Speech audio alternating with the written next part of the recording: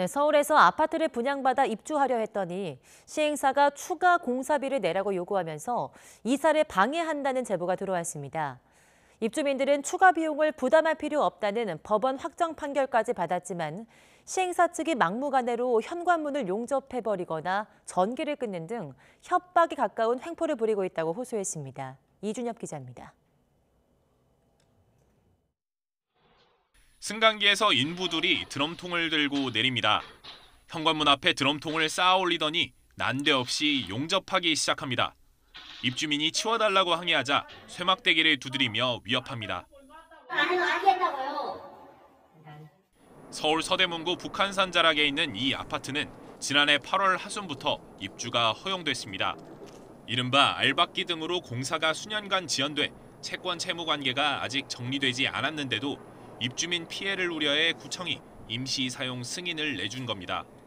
그런데 입주가 본격화한 지난해 11월부터 돌연 시행사가 횡포를 부리기 시작했습니다. 추가 공사비 1,760만 원을 내야 한다며 이삿짐이 들어가는 걸 막아선 겁니다. 근거 없는 요구라며 거절하는 입주민에 대해선 시행사의 횡포 수위가 더욱 높아졌습니다. 아예 현관문을 용접해 이사는커녕 집을 드나드는 것조차 불가능하도록 봉쇄해버린 겁니다.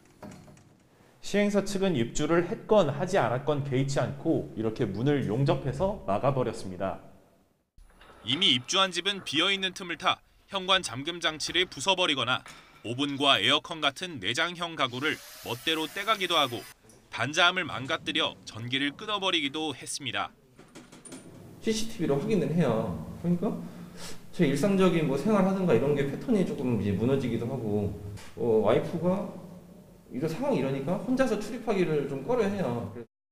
시행사는 입주가 시작되기 전부터 일방적으로 추가 공사비를 내라고 요구했습니다. 입주민들이 단체 소송을 통해 애초 약속된 잔금만 치르면 된다는 법원 확정 판결도 받았지만 시행사는 아랑곳하지 않았습니다. 저희가 확정 판결이 났다라고 얘기를 해도 문 용접이나 아니면 문 떼는 작업이나 이런 거를 언제 할지 모르기 때문에 계속 지속적으로 이제 불안한 상황에서 지금 살고 있는 상황입니다. 시행사 측은 자신들과 사전 협의를 거치지 않으면 정식 입주로 인정할 수 없다며 추가 공사비 요구 방침을 굽히지 않고 있습니다.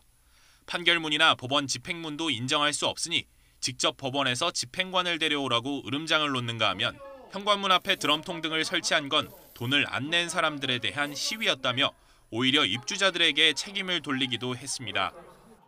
그렇게 문을 따고 들어갔으니까 저희도 약간의 시비를 한 건데 솔직히 여기가 우리는 입주를 했는지 안 했는지 몰라요. 시행사의 협박과 횡포에 못 이겨 입주민 상당수는 울며 겨자 먹기로 추가 공사비를 냈습니다. 하지만 일부 입주민들은 현관에 CCTV를 설치하고 장기 휴가까지 내가며 집을 지키기 위한 싸움을 이어가고 있습니다. YTN 이준엽입니다. 네, 입주민들은 시행사로부터 횡포와 협박을 당했다고 신고했지만 경찰은 민사 사건이라 개입이 어렵다며 사실상 방관해온 것으로 드러났습니다.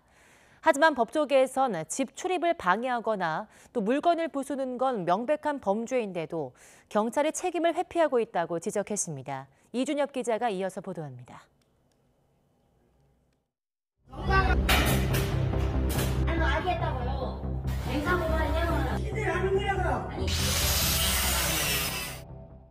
중학생 딸이 혼자 지키던 집 앞에서 드럼통 용접이 시작되자 입주자가 급하게 경찰에 도움을 요청했습니다. 그런데 정작 출동한 경찰은 들어가고 나갈 수는 있으니 감금은 아니라며 고소로 해결하라고 신고자를 달랩니다.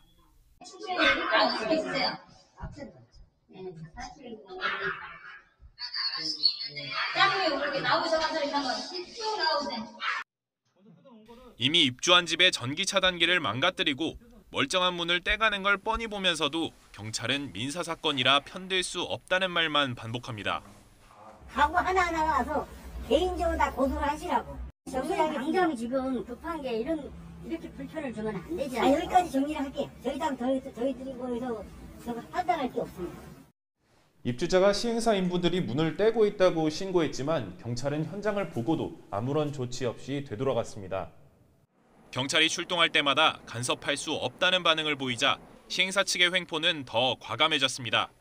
저희도 항의하는 것이 법의 테두리 안에서 확정 판결이 났는지 뭔지도 모르겠는데 그냥 이삿짐 들고 그냥 뭐 문 따고 들어가면 그냥 가만히 있어야 되는 것인가요, 여기가? 위협이 반복되는데도 공권력의 보호를 받지 못하다 보니 견디다 못해 추가 공사비를 내는 입주자도 속출했습니다. 법원에 강제 집행을 신청을 해도 폭력적인 막무가내 앞에서는 도저히 뭐 방법이 안 된다 하니까 이게 나라는 아니잖아요. 이건 나라가 아니죠. 이거는 조직폭력계 나라인 거죠.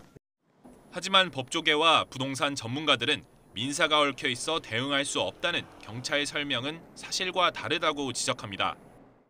시행사는 확정된 법원 판결에 따라 분양받은 주민들에게 집을 내줘야 할 법적 의무가 있을 뿐 아니라 대법원 판례를 봐도 집이 누구 것인지와 관계없이 입주민의 권리 행사를 방해하거나 물건을 부수고 훔쳐서는 안 된다고 일관되게 판단하고 있다는 겁니다.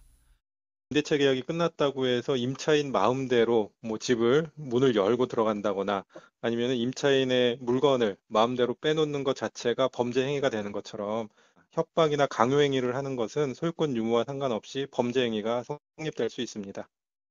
YTN 취재가 시작되자 경찰은 사안이 복잡해 법률 검토가 어려웠다는 해명을 내놓았습니다. 그러면서 앞으로는 전기 차단기를 떼가는 등 명백한 범죄는 현장에서 입건하기로 하고 시행사에도 그러지 말라고 경고하겠다고 덧붙였습니다. 무법천지 아파트가 된 지 2달 만에 경찰이 대응 지침을 내놓은 겁니다. 하지만 위협에 시달리며 집을 지킨 입주민들과 횡포에 못 이겨 돈을 낸 입주민들 모두 무기력한 공권력의 모습에 대해선 허탈감을 감추지 못하고 있습니다. 적어도 저희가 신고를 했을 때 경찰분들이 오셔가지고 당장 그 행위를 멈추세요 라는 그 말 한마디만 좀 해줄 수 있으면 좋겠어요. YTN 이준엽입니다.